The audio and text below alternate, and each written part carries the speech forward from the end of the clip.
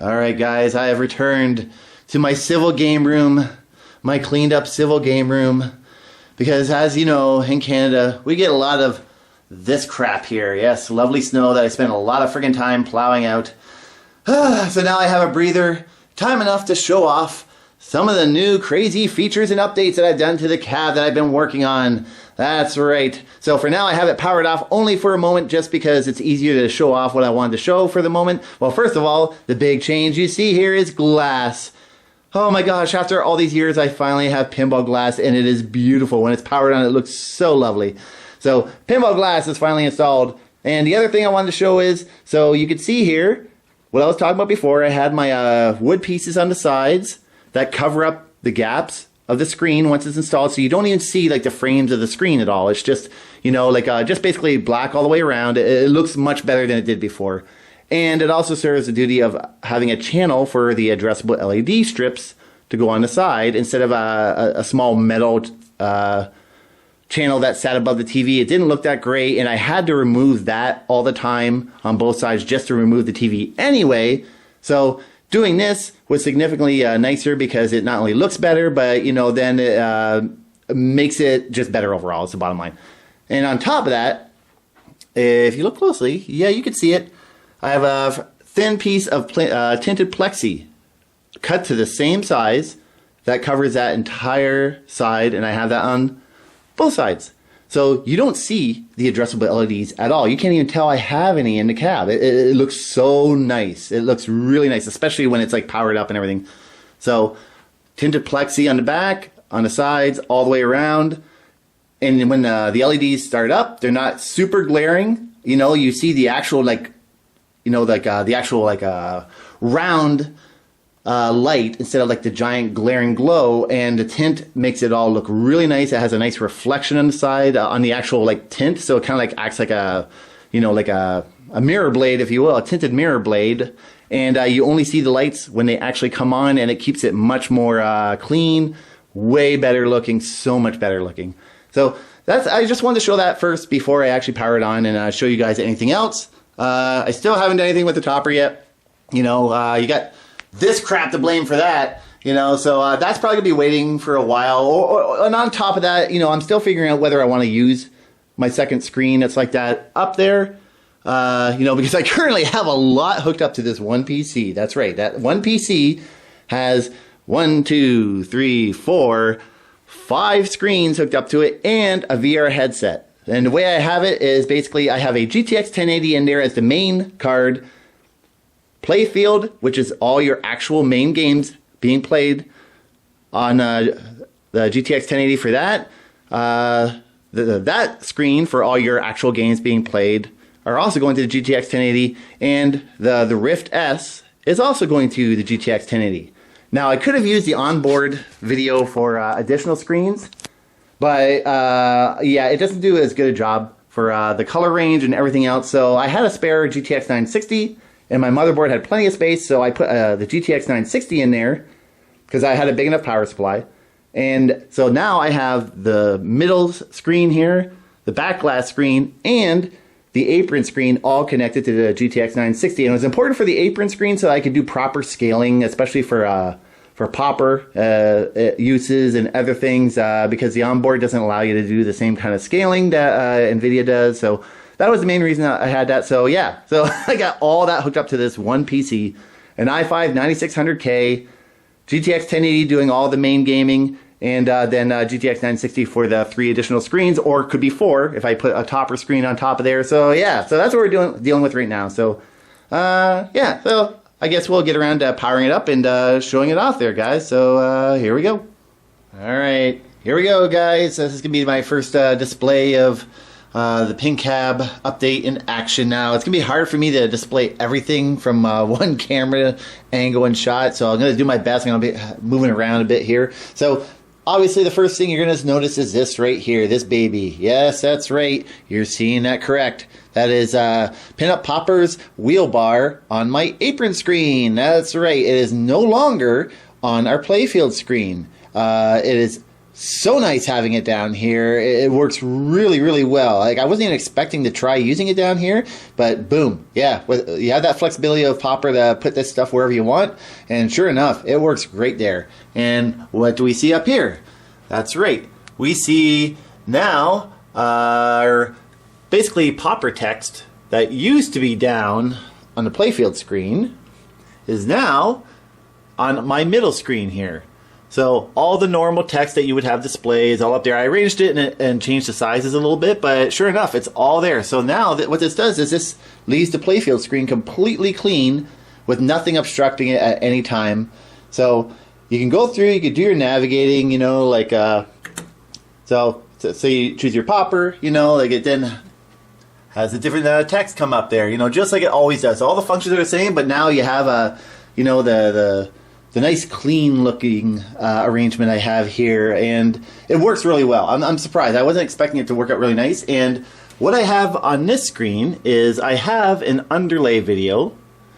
So let me just go back to the beginning there. So I have an underlay video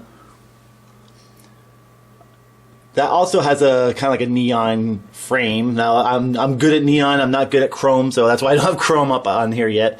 And you can have this whole underlay video play while you play a game, and then the DMD will, the normal DMD for each type of emulator will display right here. And now I'm not using any kind of overlay. This is just a looping video that plays behind everything. And with Popper, you can choose to have that kept on for all games. Some games you can have it be per playlist. Like as an example here, I'll go through the different ones. So with Star Wars, you know, you got that. With sci-fi, you know, you get that. With Marvel, well, that's the one we already had. With horror, well, that's just the normal red one that we had before. For Burning Rubber, there you go. So you can mix it up however you want, you know, like, and currently, that's actually a separate Popper screen on there for DMD videos. I just, you know, have the simple ones on there, but you can make it any way you want. But that's how I'm currently doing it. I'm still figuring out the best way to kind of do it in terms of you know, if I want to have the DMD videos separate all the time. I'm still figuring that stuff out. But as you can see, in I don't know, with FX3, there you go. See, she looks nice. And Visual Pinball, of course, you go back, and that's the one we had before. All right. And, of course, with Future Pinball, you get that.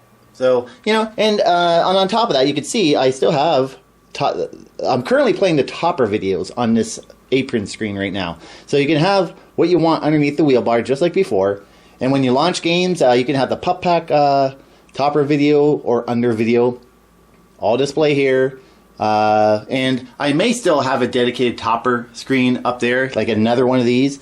But I'm still determining whether I actually want to do that or not. But yeah, so it works and looks really nice. The only thing I will say is with these screens, they are very sensitive to angles. So if I move too far past, you could see, yeah, it drops out pretty quick. You know, if I go to lean down or anything like that, you know, like I currently have this screen upside down right now.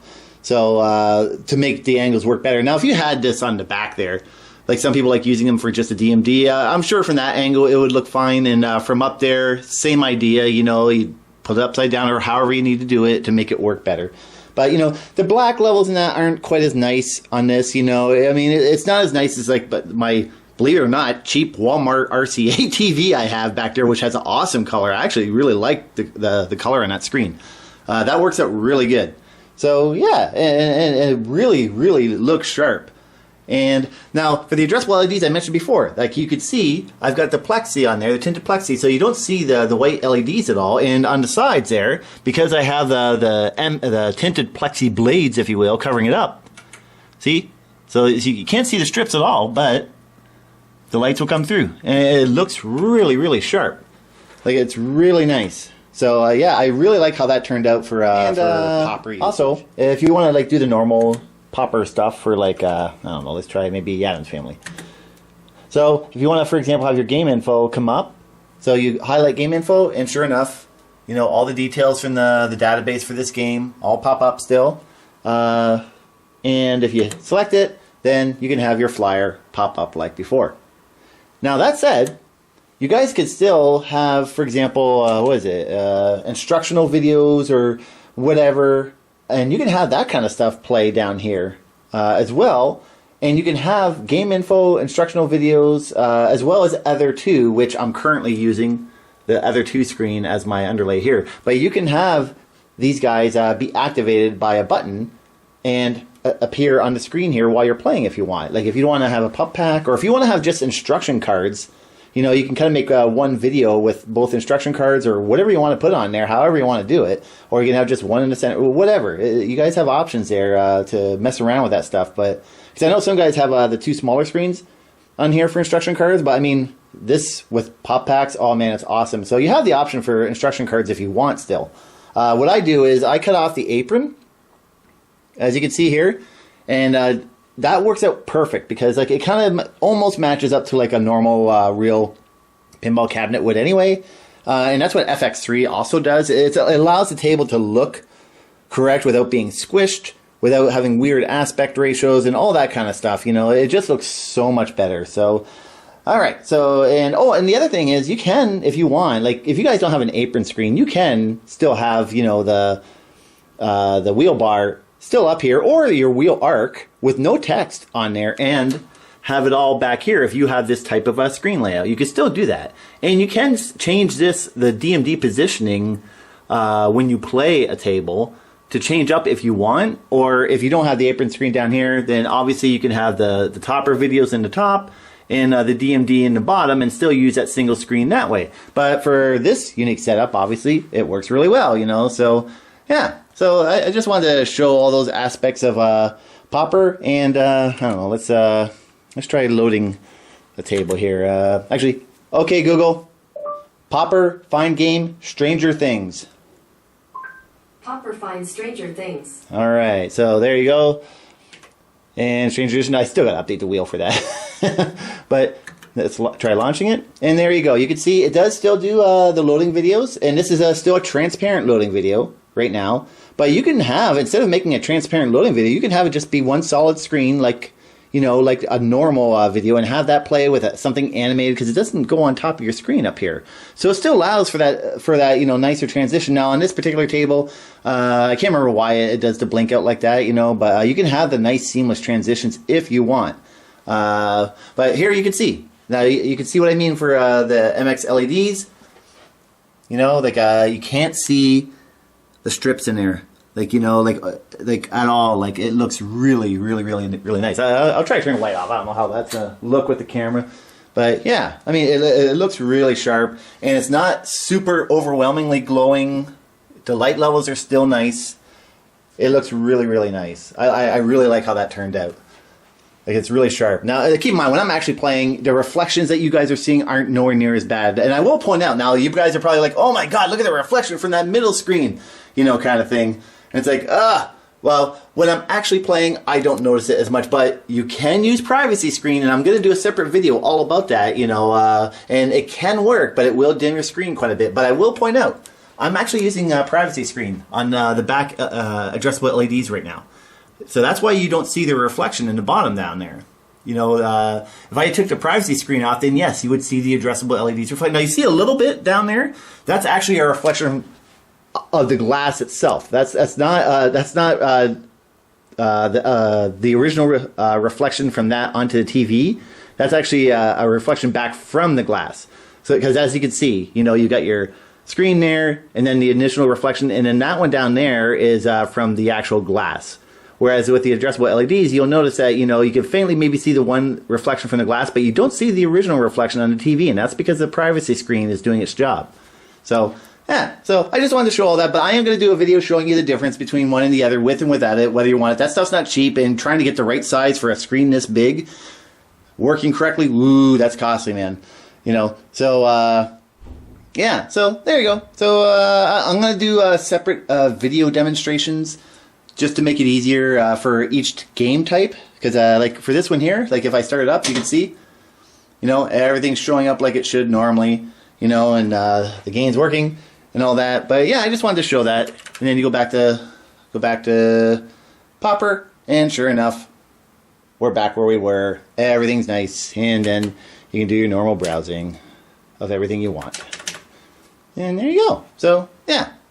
So, that's like my quick popper demonstration of my new setup. I'm going to show off some games and see how they actually look making use of this screen. It's really neat. You know, it's really cool stuff, but it's kind of hard to do all this in one video. So, just watch out for another video, guys, and I'll show off some cool stuff. Bye.